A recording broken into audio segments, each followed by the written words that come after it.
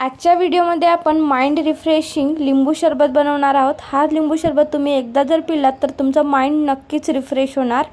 तर यासाठी मी इथे 2 लिंबू घेतलेली आहे, थोडं अद्रक आणि पुदिन्याची पाने घेतलेली आहे।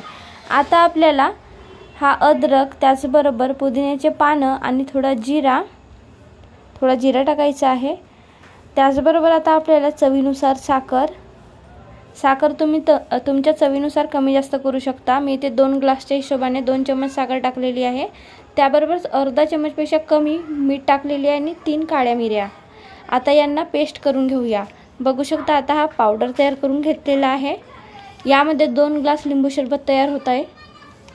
आता आपण एका ग्लासमध्ये हा पावडर टाकून घेऊया आणि त्यानंतर बघू शकता अर्धा पावडर आपण इथे टाकलेला आहे। आता आपण याच्यामध्ये हे लिंबू पिळून घेऊया। तुम्हाला जर हे वर्षभर टिकवून ठेवायचं असेल तर या पावडरमध्ये फक्त अद्रक जो आहे तो सुकलेला टाका, म्हणजे सुकलेल्या अद्रकचा पावडर टाका आणि पुदिन्याचे पानं पण वाळून टाका, म्हणजे ह्या पावडर वर्षभर टिकणार। म्हणजे तुम्हाला जेव्हा प्यायचं असेल तेव्हा लिंबू पिळायचं, थंड पाणी टाकायचं आणि प्यायचं। तर बघू शकता आता आपण याच्यामध्ये थंड पाणी टाकून घेऊया। तुम्ही बर्फाचे तुकडे पण टाकू शकता।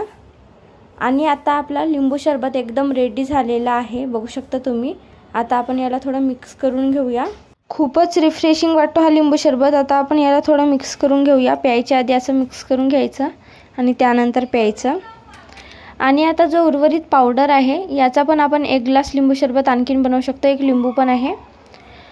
तर बघू शकता खूपच टेस्टी लागतो हा लिंबू सरबत आणि खूपच रिफ्रेशिंग आहे। एकदा तरी या पद्धतीने लिंबू सरबत नक्की बनवा।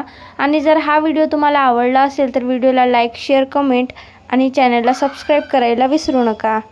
धन्यवाद।